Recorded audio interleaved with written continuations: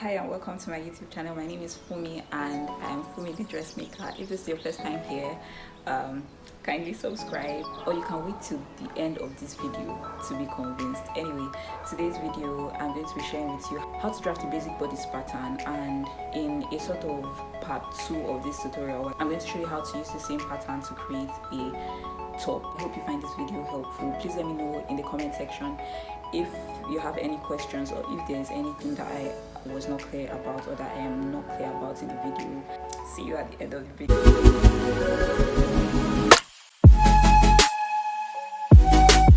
Starting off with everything we need for this tutorial, I have my ruler, my marker, my measuring tape, and of course my paper. I'm using a calendar paper here, but that doesn't matter. So first of all, I'm marking out 1.5 inches all the way down this point of the paper, and that is going to serve as my zipper allowance. And so I'm just going to use my ruler to connect these points. Next up, I'm measuring from that line 7 inches, which is half of my shoulder width, and then at the end of that I'm going down by 1 inch for this shoulder slope.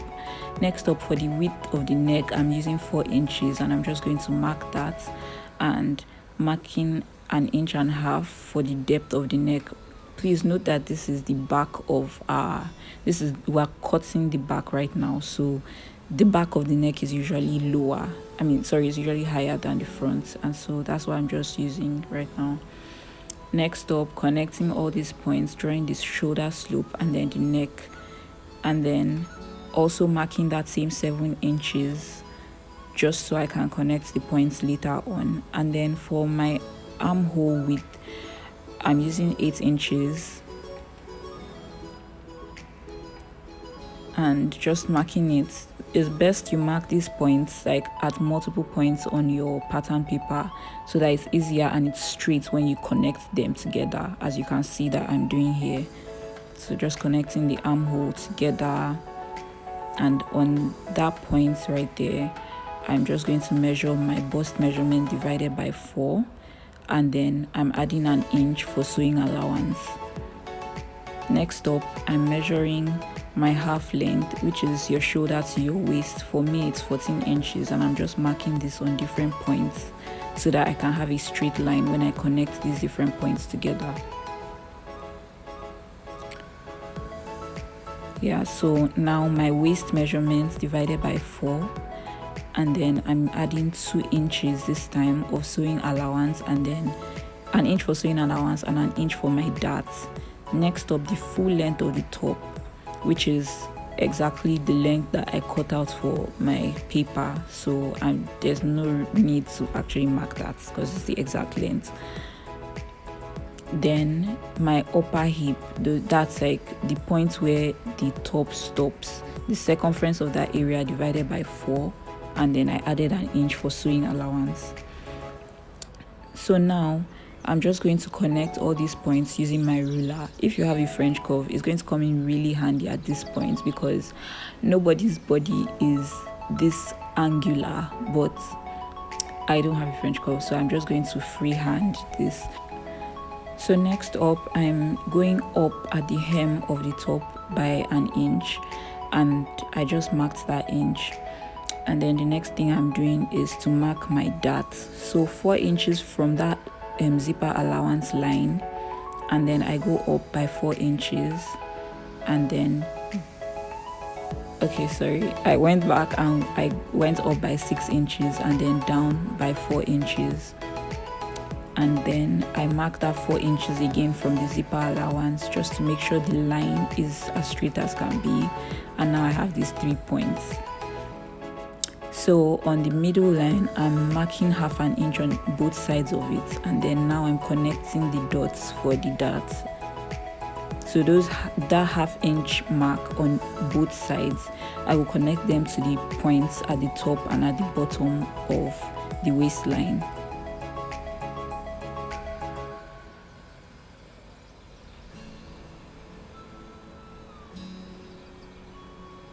And there you have your darts. Now for the armhole, I'm just going to curve that corner there, and then also curving that angle at the waistline, because like I said, nobody's body is this angular. And then that line we also went up by, that point we also marked at the hem. I just marked it. If you have a French curve, it will be a lot better to use that when doing all these curved lines. And then at the waistline on the zip allowance, I came in by 1/2 inch, and I'm just using my ruler to connect that.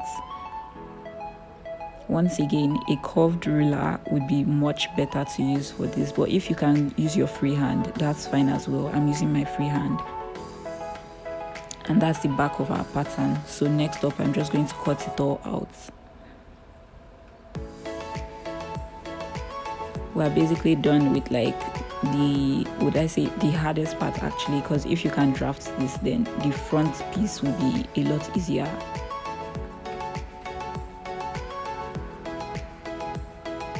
So I'm just folding in that zipper allowance because you only have the zip at the back. So I'm using the next piece of paper for my front piece, and I'm just going to first of all place my back piece on it and then use my marker to trace all around.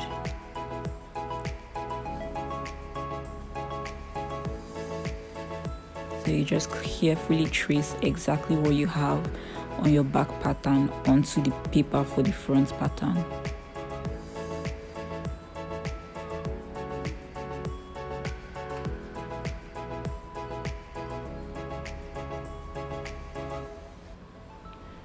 And this is what we have. Now there are a few differences between the back and the front piece. First of all, the armhole. We're going to mark the midpoint of the armhole, which is 4 inches for me, and then I'm going to come in by 1/2 inch on that point, and then using my ruler I'm going to connect that point to my shoulder line. And then if you have a French curve, you can also connect this part to the rest of the armhole, but I don't have one, so I'm just going to use my free hand to do this. And this is what we have. Also for the neck depth, the front neck is deeper than the back, so you're also dipping the neck of the front piece of your pattern.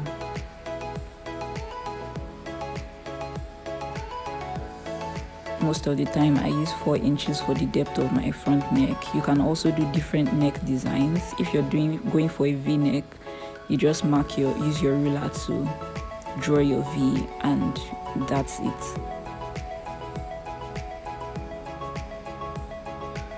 So now we're just going to cut out our front piece as well.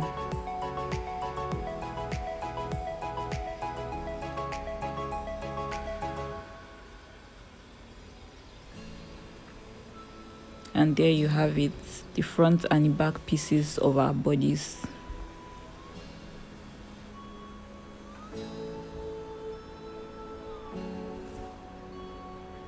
Please let me know if you have any questions in the comment section, or if I went a little bit too fast in one part or another. This is our end product, and I'm going to show you how to use this to make a top in our next video. Thank you so much for watching this video. I hope that it was clear enough, and if it wasn't, please let me know what you think in the comment section, and please let me know if you have any questions also in the comment section. Thank you so much, and I'll see you next week Tuesday again for another tutorial. Have a great week.